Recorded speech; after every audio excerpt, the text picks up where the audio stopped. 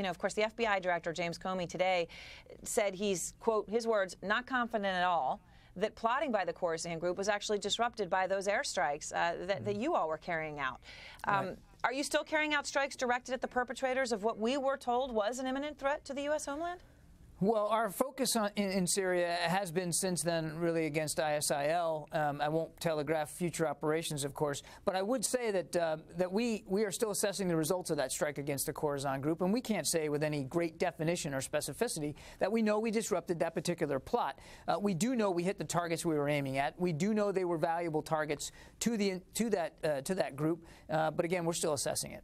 So you're still assessing it, but of course the FBI director said he's not confident at all. I mean, are you saying you agree with him, or is he? Sounds like he's less confident than you are. Well, we can't say with great confidence today, as you and I are talking, that we know definitively that we disrupted and completely derailed that plot that they were working on. But again, we're working through the analysis as best we can. So the question, though, that comes from this is whether you think airstrikes alone will do the job.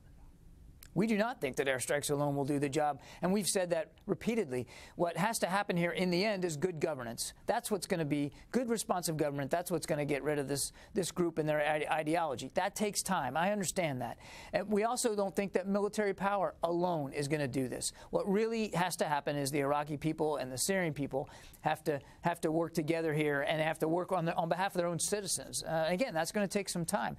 We are but one component of a much larger, comprehensive regional strategy against ISIL. All of that, of course, is true, but and big picture, of course, what you're saying is true. But in the near term, to get from where the world is today to a good governance situation in the Middle East, where this isn't happening, there is a lot that needs to happen. And of course, part of that is boots on the ground, which, as this administration has made clear, will not be American boots. But my question to you is, whose will they be? I mean, the United States has spent $25 billion, people in the Pentagon training Iraqi soldiers who have not stood up and fought ISIS. So this concept of Iraqi soldiers will do it, Syrian rebels, thanks to U.S. training, is a little bit hard to swallow, isn't it? No, actually, look, I understand the concern. I'll tell you, the Iraqi security forces, there are some of them that did not perform well. Others are. They are still defending Baghdad or in and around the capital. They are stiffening their defenses. They are taking back ground. They are fighting. Now, it's a mix. I understand that. ISIL still controls a wide swath of territory inside Iraq, and they want more. They're trying to get the Mosul Dam back after we took it away from them. ISF and Kurdish forces took it away from them, and so we have to keep repelling them. But the ground forces that matter the most are indigenous ground forces. If we've learned nothing else over 13 years of war, it's that you've got to have local support on the ground, local forces that are trained and capable to the threat. So is the new leader of Iraq, the new prime minister, any better than Maliki if he's putting a threat out there that may not even be credible?